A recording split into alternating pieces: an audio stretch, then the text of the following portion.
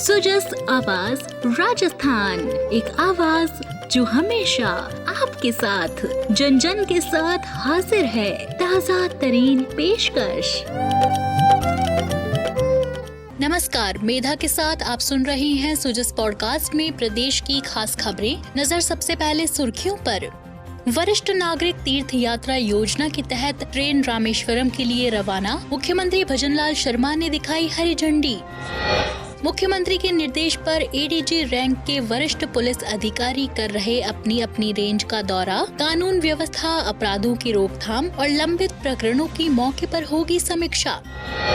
और मुख्यमंत्री ने नई दिल्ली प्रवास के दौरान कई मंत्रियों से की आत्मीय मुलाकात। प्रदेश के कल्याण और जनहित से जुड़े विभिन्न विषयों पर की सकारात्मक चर्चा। और अब सुनिए खबरें विस्तार से। मुख्यमंत्री भजनलाल शर्मा के निर्देशन में वरिष्ठ नागरिक तीर्थ यात्रा योजना के तहत आज ट्रेन राजधानी जयपुर से रामेश्वरम के लिए रवाना हुई। मुख्यमंत्री ने हरी झंडी दिखाकर इस यात्रा का शुभारंभ किया। ये ट्रेन दुर्गापुरा स्टेशन से रामेश्वरम के लिए रवाना हुई। 8 दिवसीय यात्रा के दौरान श्रद्धालु मदुरई और रामेश्वरम सहित विभिन्न तीर्थ स्थलों के दर्शन करेंगे। मुख्यमंत्री ने इस अवसर पर सभी को यात्रा की शुभकामनाएं दी। मैं इस मौके पर आप सभी से इतना कहना चाहता हूं कि आप सभी रामेश्वरम जा रहे हैं। रामेश्वरम वो स्थान है जहां भगवान राम ने तपस्या भी की थी और अन्न विनय भी किया था। और अन्न विनय के बाद माता जी सीता जी को लेने के लिए जब वो पुल बना था तो उस पुल का भी बहुत बड़ा महत्व है। मैं आप सभी को बहुत बहुत दिल की गहराइयों से शुभकामनाएं देना चाहता हूँ, साधुवाद देना चाहता हूँ। लगभग 780 यात्री आप सभी लोग जा रहे हैं। मेरी आपको बहुत बहुत शुभकामनाएं। हमने भी बाबा खाटू श्याम के लिए, क्योंकि बहुत बड़ा हमारा खाटू श्याम बाबा का जो मंदिर है उसको 100 करोड़ रुपए लगा करके उसको भी हमें इस तरह से बनाना चाहते हैं। यही नहीं, हमारे जितने भी ऐतिहासिक मंदिर हैं उन मंदिरों के लिए भी हमने 300 करोड़ रुपए की राशि स्वीकृत की है।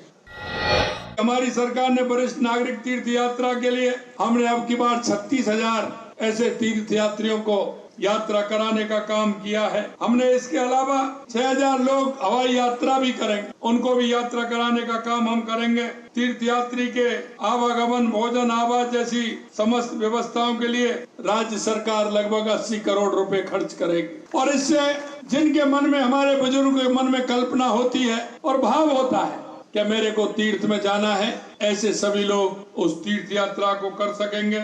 उसमें सारी सुविधाएं हैं और हमने कहा है कि आपके अनुभव भी उसमें लिए जाएं, क्योंकि आप तीर्थ यात्रा पर जा रहे हैं। आपके मन में कोई विचार आता है, हमने कोशिश की हमारे देवस्थान विभाग के सभी लोगों ने कि आपको किसी भी प्रकार से कोई परेशानी नहीं होनी चाहिए, लेकिन फिर भी कोई परेशानी होती है तो आपको एक फार्म मिलेगा, वो भर के देना है कि इसमें ये सुविधा और होनी चाहिए, इसमें ये सुधार करना चाहिए। हम आपको विश्वास दिलाते हैं, हम उस सुधार को भी करके आगे इस यात्रा को और सुगम बनाने का काम करेंगे।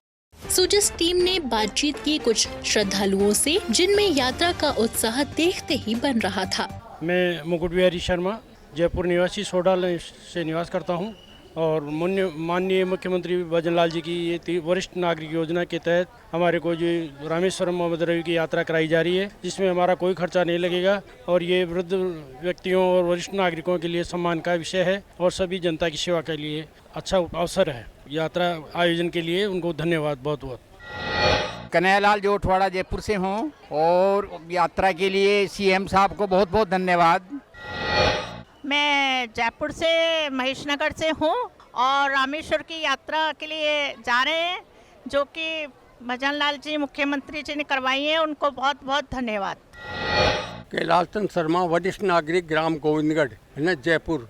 ये जो वरिष्ठ नागरिक यात्रा है, इसमें धार्मिक सहिष्णुता का प्रभाव पड़ता है और लोगों के अंदर इसकी भावना पैदा होती है। मुख्यमंत्री महोदय का ये धन्यवाद है कि जो उन्होंने ये योजना चला करके सभी वरिष्ठ नागरिकों को धन्यवाद दिया।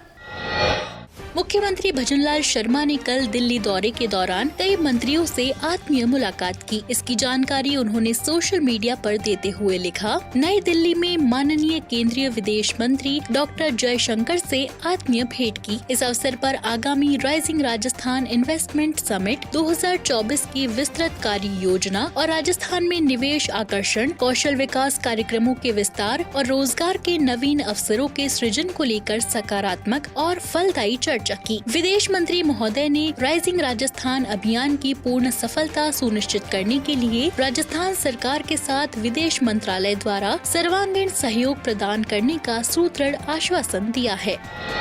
इसी दौरान केंद्रीय वित्त मंत्री निर्मला सीतारमन से शिष्टाचार भेंट की। इस अवसर पर आगामी राइजिंग राजस्थान इन्वेस्टमेंट समिट 2024 की विस्तृत कार्य योजना और प्रमुख आर्थिक क्षेत्रों में निवेश आकर्षित करने की रणनीतियों पर उनके साथ सकारात्मक और फलदायी चर्चा की। मंत्री महोदया ने शिखर सम्मेलन की सफलता के लिए अपनी हार्दिक शुभकामनाएं प्रदान की और राज्य के समग्र विकास के लिए केंद्र सरकार के पूर्ण समर्थन का आश्वासन दिया।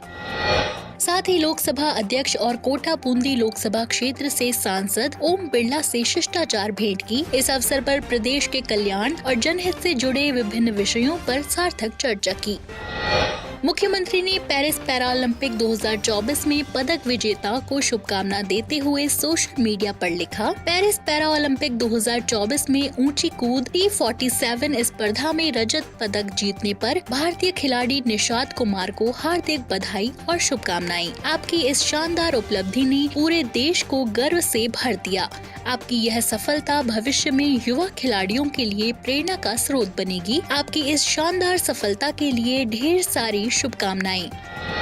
इसी क्रम में भारतीय एथलीट प्रीति पाल ने पेरिस पैरालंपिक 2024 में महिलाओं की 200 मीटर T35 स्पर्धा के फाइनल में 30.01 सेकंड के समय के साथ कांस्य पदक जीतकर नया इतिहास रच दिया है। इस शानदार उपलब्धि के साथ प्रीति पाल एथलेटिक्स के 2 पैरालंपिक पदक जीतने वाली पहली भारतीय एथलीट बन गई हैं। यह न केवल प्रीति के अद्वितीय समर्पण और साहस का प्रमाण है, बल्कि उन सभी के लिए एक प्रेरणा है जो अपने सपनों को हकीकत में बदलने का प्रयास कर रहे हैं। प्रीति, आपके इस ऐतिहासिक प्रदर्शन पर हम सभी देशवासियों को गर्व है।